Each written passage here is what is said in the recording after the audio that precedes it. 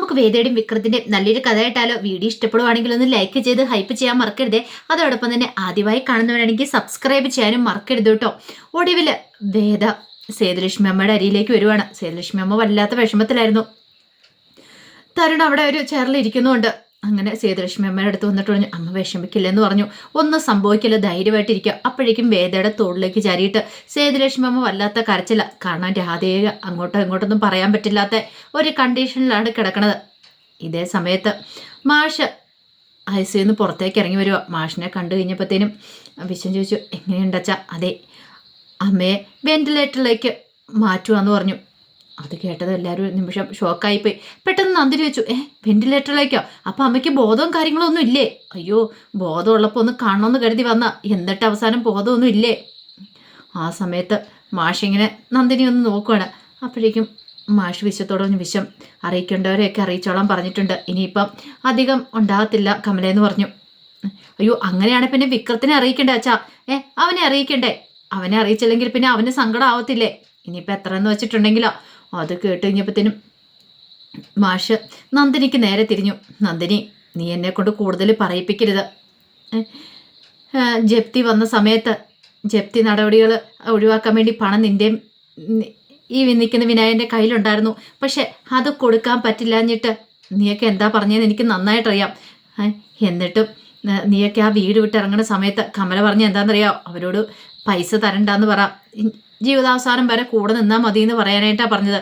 എന്നിട്ട് അതുപോലും മൈൻഡ് ചെയ്യാതെ, അതുകൊണ്ട് കൂടുതൽ പറയണ്ട, അവിടെ അകത്ത് കിടക്കുന്ന അവളുടെ ശരീരം അടങ്ങത്തില്ലെന്നുള്ളൂ, പക്ഷേ അവളുടെ മനസ്സിൽ ഇപ്പോഴും ജീവനുണ്ട്. അവള് സമാധാനത്തോടെ ഒന്ന് പോയിക്കോട്ടെ, അല്ലെങ്കിലുണ്ടല്ലോ ആ അവസാന ശാപം തലയിലേക്ക് നീ വലിച്ചു വെക്കാൻ നോക്കരുതെന്ന് പറഞ്ഞു.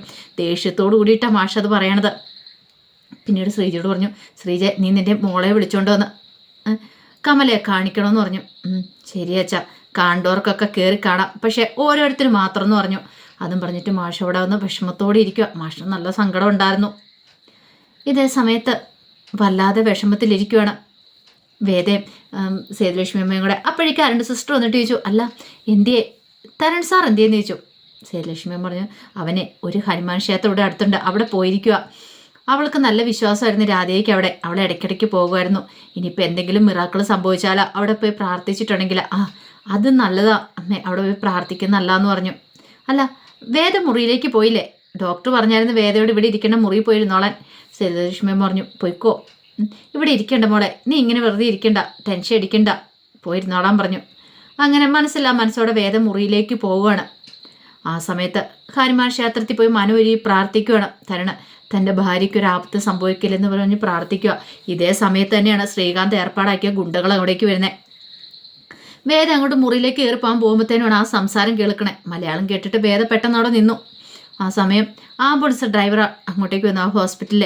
എന്നിട്ട് പറഞ്ഞു, അതെ, ഞാൻ അന്വേഷിച്ചിട്ടുണ്ടായിരുന്നു ഇവിടെ, പക്ഷേ എങ്കിൽ നിങ്ങൾ പറയുന്ന പേരിൽ ഒരു പേഷ്യൻ്റ് ഇവിടെ ഇല്ല. അങ്ങനെ പേഷ്യൻ്റ് ഇല്ലേ? ഇല്ല. പിന്നെ ഈ അടുത്ത കാലത്ത് ഒരു പേര് മാറ്റിയിട്ടുണ്ട് ഒരു പേഷ്യൻറ്റിൻ്റെ, പക്ഷെ അവരുടെ മുമ്പത്തെ പേര് എന്താണെന്നും അറിയത്തില്ല എന്ന് പറഞ്ഞു. ഇത് കേട്ടതും വേദ ഒരു നിമിഷം ഞെട്ടലോട് നിൽക്കുകയാണ്. അപ്പോഴേക്കും അതിലൊരുത്തൻ എന്ത് ചെയ്തു, പെട്ടെന്നൊരു ഫോട്ടോ എടുത്ത് കാണിക്കുകയാണ്. ഇതാണ് അവള് എന്ന് പറഞ്ഞു. നിങ്ങൾ ഈ മുഖം ഒന്നും മൂടിക്കേ, എങ്ങാനും വല്ല മാസ്കും വെക്ക്, ഇവിടെ എങ്ങാനും വല്ല പോലീസുകാരും ഉണ്ടെങ്കിൽ നിങ്ങളെ പിടികൂടും, കൂടെ എന്നെയും കൂടെ പിടികൂടും എന്ന് പറഞ്ഞു. അപ്പോഴേക്കും അവന്മാർ പറഞ്ഞു, ഈ ഫോട്ടോ നോക്ക്, ഇതാണ് ആ പെണ്ണ്, ഇവളെയാണ് നമുക്ക് വേണ്ടതെന്ന് പറഞ്ഞു. ശരി, ഞാൻ നോക്കാം, അവിടെ അന്വേഷിക്കാം. പക്ഷെ ഒരു കാര്യമുണ്ട്, എനിക്കങ്ങനെ ഗൈനക്കോളജി വാർഡിലേക്ക് കയറാൻ പറ്റില്ല. അവിടെ ഡോക്ടർമാരും നഴ്സുമാരെയൊക്കെ കയറത്തുള്ളൂ. ആംബുലൻസ് ഡ്രൈവറൊക്കെ അവിടെ കയറേണ്ട കാര്യമില്ലോ, എനിക്ക് കയറാൻ പറ്റില്ല. നിങ്ങൾ നോക്ക്, നിങ്ങളെ കൊണ്ട് പറ്റുന്ന എന്താണെന്ന് വെച്ചാൽ നിങ്ങൾ ചെയ്യണം, എത്രയും പെട്ടെന്ന് തന്നെ വേണം, അറിയാലോ. ശരി, എന്നെക്കൊണ്ട് പറ്റുന്ന പോലെ ഞാൻ നോക്കാമെന്നൊക്കെ അയാൾ ഉറപ്പ് കൊടുത്തു. വേദയ്ക്ക് ഒരു നിമിഷം എന്ത് ചെയ്യണമെന്ന് അറിയത്തില്ല. അങ്ങനെ അവന്മാർ അവിടുന്ന് പതുക്കെ പോയി കഴിഞ്ഞപ്പോഴാണ് വേദ കണ്ണു വെട്ടിച്ച് അങ്ങോട്ട് പോരുന്നത്. വേദയ്ക്ക് വല്ലാത്ത വിഷമമായിരുന്നു. അങ്ങനെ വേദ മുറിയിലേക്ക് അങ്ങോട്ട് പോകുമ്പോഴത്തേനും വേദയ്ക്ക് പെട്ടെന്ന് പെയിൻ ഉണ്ടാവുകയാണ്. വേദയോടെ അയ്യോ എന്നും പറഞ്ഞുകൊണ്ട് ഇങ്ങനെ ഇരിക്കുമ്പോഴത്തേനും പെട്ടെന്ന് ഒരു സിസ്റ്റർ അങ്ങോട്ട് ഓടി വന്നു. വേദ അങ്ങനെ വീൽ ചെയറിലേക്ക് ഇരുത്തുവാണ്. വേദനോണ്ട് ഇങ്ങനെ കിടന്ന് പൊളയുവാണ്. ഇതേ സമയത്ത് രാധയ്ക്കും വല്ലാത്തൊരു ബുദ്ധിമുട്ടായിരുന്നു. രാധയ്ക്ക് ശ്വാസം എടുക്കാൻ പോലും പറ്റുന്നുണ്ടായിരുന്നില്ല. വല്ലാത്ത വിഷമത്തോട് കൂടിയിട്ട് സേതുലക്ഷ്മി അമ്മ രാധികയുടെ അരികിൽ തന്നെയുണ്ട്. ആ സമയത്ത് ഡോക്ടർ പറഞ്ഞു, അതെ, നിങ്ങളൊരു കാര്യം പുറത്തു പോയി നിന്നോ. വേണ്ട, ഇനി പുറത്ത് പോയിട്ടൊരു സമാധാനം കിടത്തില്ല ഡോക്ടറെ. മോൾ ഇങ്ങനെ ഈ അവസ്ഥയിൽ കിടക്കുമ്പോൾ ഞാൻ ഇങ്ങനെയാണ് പുറത്ത് നിൽക്കുന്നത്, ഞാൻ ഇതിനകത്ത് തന്നെ നിന്നോളാന്ന് പറഞ്ഞു. അതേ സമയത്ത് രാധയ്ക്ക് വല്ലാത്തൊരു വെപ്രാളമായിരുന്നു. രാധ ഇങ്ങനെ ശ്വാസം എടുക്കാൻ പോലും കിടന്ന് പെടാപ്പാട് വിടുവാണ്. അപ്പോഴേക്കുമാണ് വേദയും കൊണ്ട് വരുന്നത് അങ്ങോട്ടേക്ക്. ആ സമയം സേതുലക്ഷ്മി അമ്മ അത് കണ്ടു. അയ്യോ വേദയല്ലേന്ന് പറഞ്ഞ് വേദയുടെ അടുത്തേക്ക് ഓടി അങ്ങോട്ട് ചെല്ലുവാണ്. മോളെ നിനക്ക് വേദന തുടങ്ങിയോ? വിഷമിക്കൊന്നും വേണ്ട കേട്ടോ, നീ ധൈര്യമായിട്ടിരിക്കുമെന്ന് പറഞ്ഞു. അതെ മോൾക്ക് തീരെ വയ്യ, അതുകൊണ്ടാ.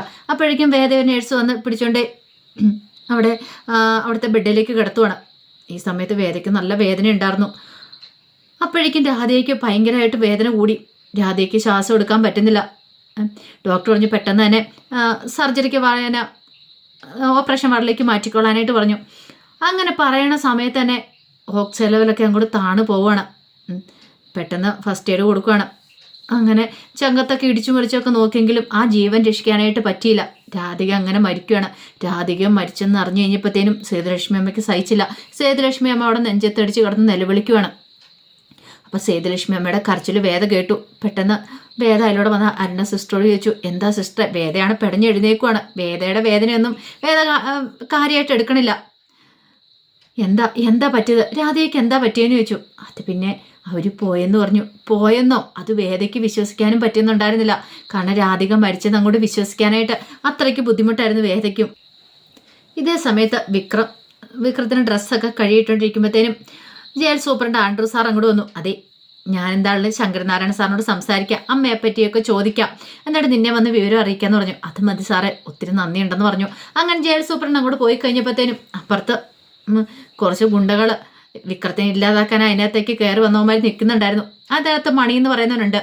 അവൻ കണ്ണും കൊണ്ട് ഇങ്ങനെ കാണിച്ചു. അപ്പോഴേക്കും ഒരുത്തം വന്നിട്ട് നിനക്ക് എന്താടാ ജയിലറോട് ഇത്ര സിമ്പതി? നിങ്ങൾ തമ്മിൽ എന്താ എന്ന് ചോദിച്ചു. അയാൾക്ക് നിന്നെ ഭയങ്കര കാര്യമാണല്ലോ.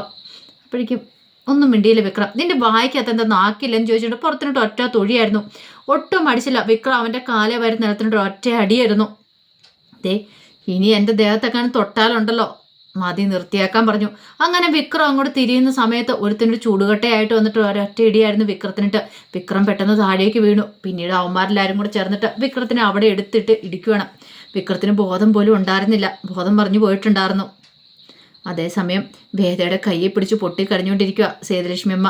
ഞാൻ തരുണിനോട് ഇതെങ്ങനെ പറയും മോളെ, എനിക്കറിയില്ല എങ്ങനെ പറയണമെന്ന്. അപ്പോഴേക്കും അരുണ സിസ്റ്റർ വന്നിട്ട് പറഞ്ഞു, മാഡം ഈ സമയത്ത് അവരോട് ഇങ്ങനെയൊക്കെ സംസാരിക്കാൻ പാടുണ്ടോ? ഡോക്ടർ വന്നിട്ട് പറഞ്ഞു, മാഡം പുറത്തേക്ക് നിൽക്കണം എന്ന് പറഞ്ഞു. വേദ പെട്ടെന്ന് സേതുലക്ഷ്മി അമ്മയുടെ കയ്യിലേക്ക് പിടിച്ചു. മോള് വിഷമിക്കൊന്നും വേണ്ട എന്ന് പറഞ്ഞിട്ട് സേതുലക്ഷ്മി അമ്മ പുറത്തേക്ക് അങ്ങോട്ട് ഇറങ്ങിപ്പോയി.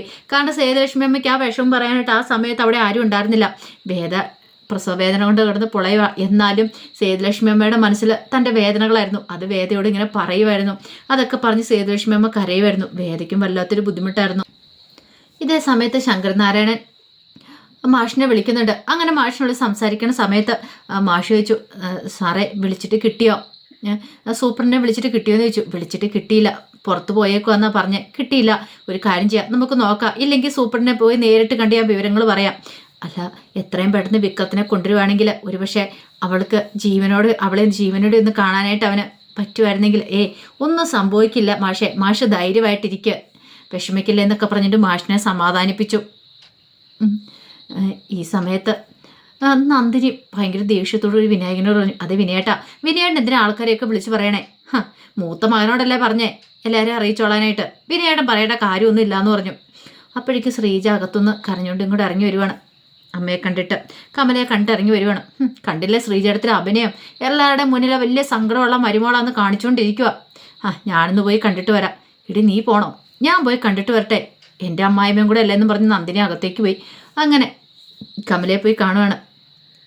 അമ്മേ, എന്നാലും എൻ്റെ അമ്മായിമ്മ ഇത്രയും നല്ലൊരു അമ്മായിമ്മേനെ ഞാൻ കണ്ടിട്ടില്ല. എത്ര നല്ല സ്വഭാവമുള്ളൊരു അമ്മയായിരുന്നു. ഇതേ ഭഗവാനെ, ഞാൻ നിന്നോട് മനോഹരി പ്രാർത്ഥിക്കുക. എൻ്റെ അമ്മ എത്രയാന്ന് പറഞ്ഞാലും ഒരാളെ ഉപദ്രവിക്കാത്തൊരു പാവമായിരുന്നു. ഇങ്ങനെ അതിനിട്ട് വേദനിപ്പിക്കാതെ എത്രയും പെട്ടെന്ന് അങ്ങോട്ട് വിളിപ്പിക്കണേ എന്നിങ്ങനെ മനസ്സിൽ പറയുകയാണ്. പിന്നെ അത് മാത്രമല്ല, അങ്ങനെയാണെങ്കിൽ അച്ഛൻ അധികം കടങ്ങളൊന്നും ഉണ്ടാകത്തില്ല. അല്ലെങ്കിലോ ഇഷ്ടംപോലെ ഇനിയിപ്പോൾ ഹോസ്പിറ്റൽ ബില്ല് തീർക്കാനായിട്ടും അച്ഛൻ കിടന്ന് പെടാപ്പാട് വിടും. അപ്പോൾ പിന്നെ വിനയേട്ടനൊക്കെ അത് ബുദ്ധിമുട്ടായിരിക്കും. നന്ദിനിയുടെ മനസ്സിൽ ആ ഒരു ചിന്തയായിരുന്നു. നന്ദിനിയുടെ പ്രാർത്ഥനയും കാര്യങ്ങളൊക്കെ അങ്ങനെയായിരുന്നു. അങ്ങനെ നന്ദിനി പുറത്തേക്ക് ഇറങ്ങി പോന്നു കഴിഞ്ഞപ്പോഴത്തേനും പെട്ടെന്ന് തന്നെ കമലയ്ക്ക് വല്ലാത്തൊരു ഷോക്കായിരുന്നു. കമലയ്ക്ക് ഫിക്സ് അടിക്കുവാണ്. കമല അവിടെ കിടന്ന് കൈയും കാലും ഒക്കെ ഇട്ട് പിടപ്പിക്കുമ്പോഴത്തേനും നേഴ്സ് ഓടി അങ്ങോട്ട് വന്നു. ഓടി വന്നിട്ട് കമലയെ പിടിക്കുകയാണ്. പക്ഷെ അപ്പത്തേനും കമലയ്ക്ക് ശരിക്കും സീരിയസ് ആയി കഴിഞ്ഞിട്ടുണ്ടായിരുന്നു. അപ്പോൾ അതിൻ്റെ കഥകളൊക്കെയാണ് കാണുന്നത്. ഇതിൻ്റെ ബാക്കി വിശേഷങ്ങളുമായിട്ട് പിന്നീട് വരാട്ടോ. മറക്കാതെ എല്ലാവരും കയറി കാണാൻ ശ്രമിക്കണേ. ഒരിക്കൽ കൂടി എല്ലാവർക്കും ശുഭദിനം നേർന്നുകൊണ്ട് നിർത്തുന്നു. നന്ദി.